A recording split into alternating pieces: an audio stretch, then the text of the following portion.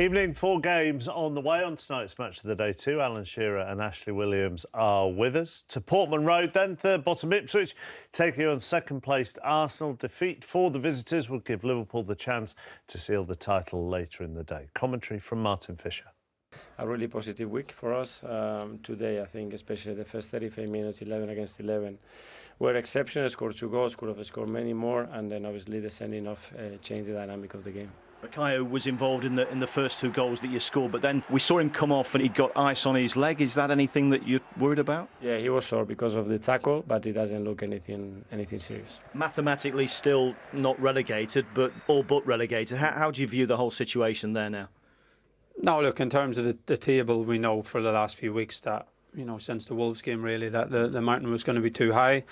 And that's the situation, that the mountain's been too high in terms of, the climb for the club has been incredibly quick. We've come from, the middle of League One to the Premier League in a very short space of time. It's been an incredible achievement, but, things aren't always a linear upward trajectory. Sometimes you have to take a step back and, we'll do that in the best way possible and make sure that we keep, pushing the club forward. You've got another game coming up very quickly on Wednesday against Crystal Palace. How important is it that you keep the momentum going, you keep winning ahead of that huge game against PSG? Yeah, same. We need to, get the same rhythm from the start in that game as well, and try to win the game as well, and get all the confidence for the week after.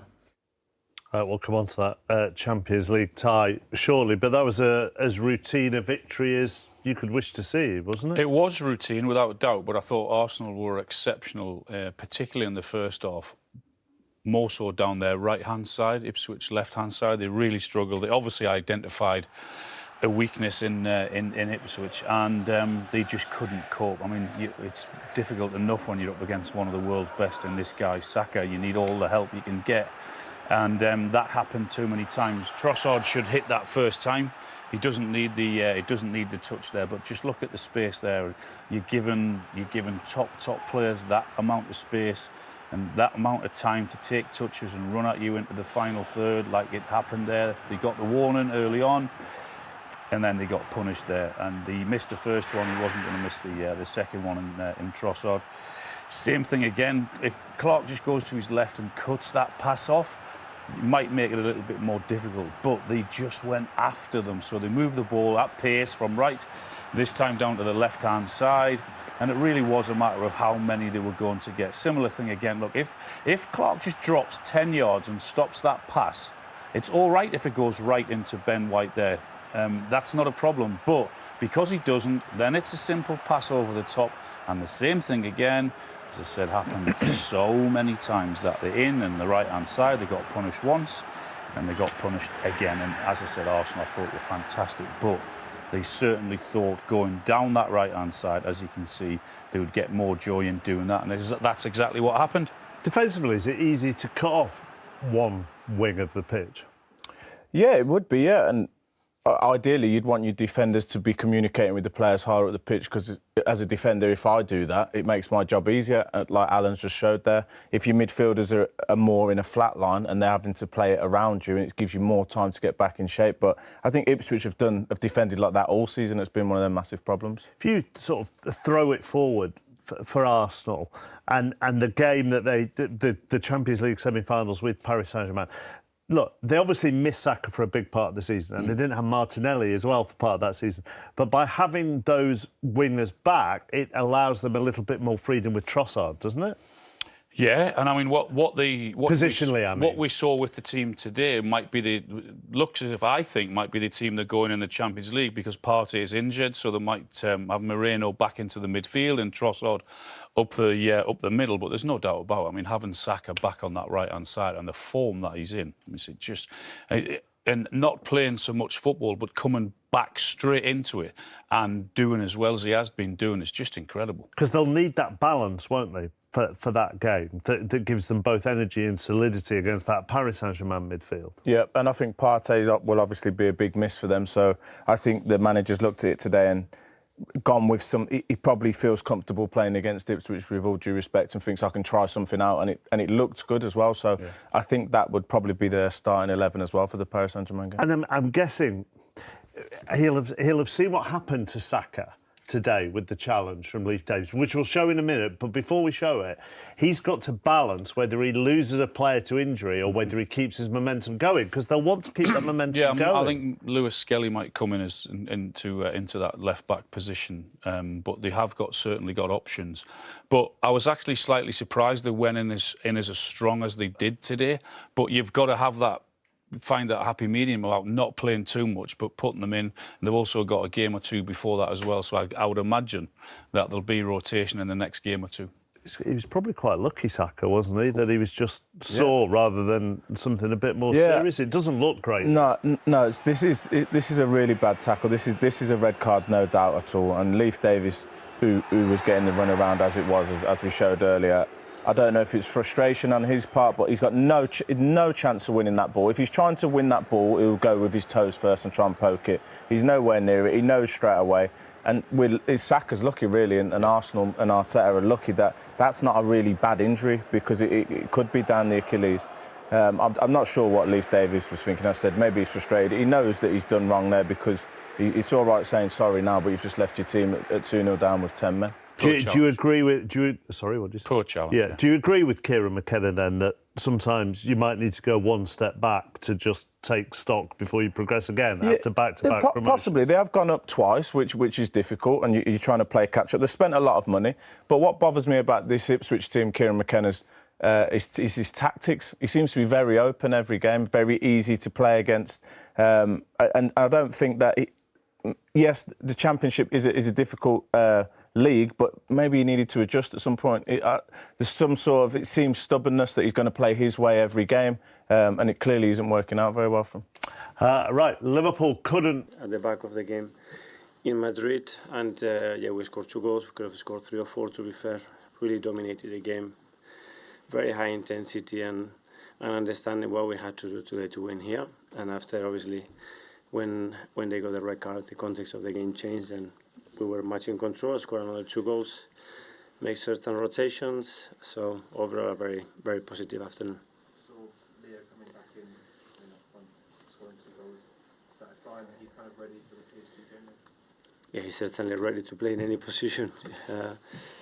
We have to make certain adjustments, not because of PSG, because of as well the situation we had with Thomas and a few other players, but that's good because the team shows adaptability, versatility for certain players to play in different positions, and that's very much needed, especially when we have the numbers that we have at the moment.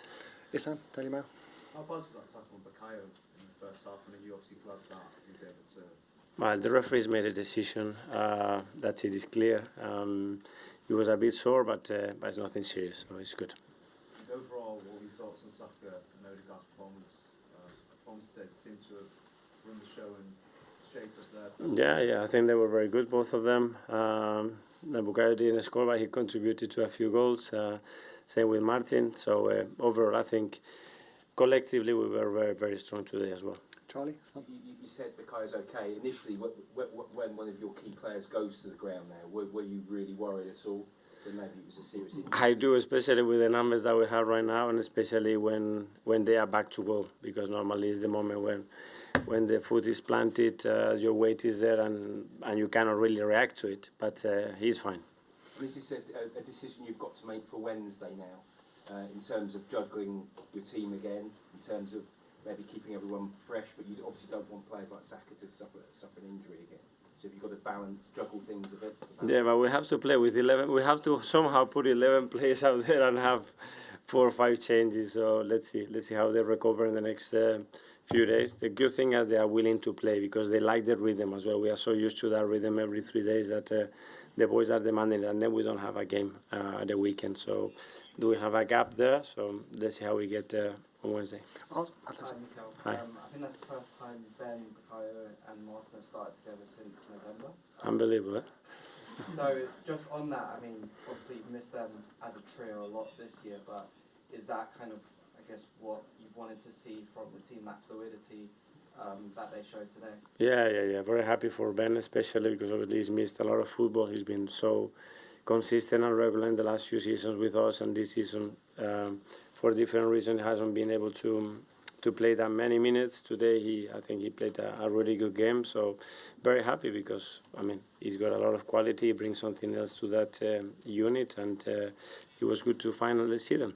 And just on Leandro, I think a few times during the game he pulled out to the right where Bukayo was and kind of allowed Mikel Merino to push forward as he has been recently. So was that something different that you were kind of happy to see as well? Yeah, we have to adapt and put players in positions and in situations that can be very difficult to control for the position, and they can create threat from our side. Alex, BBC. Hi, Mikel.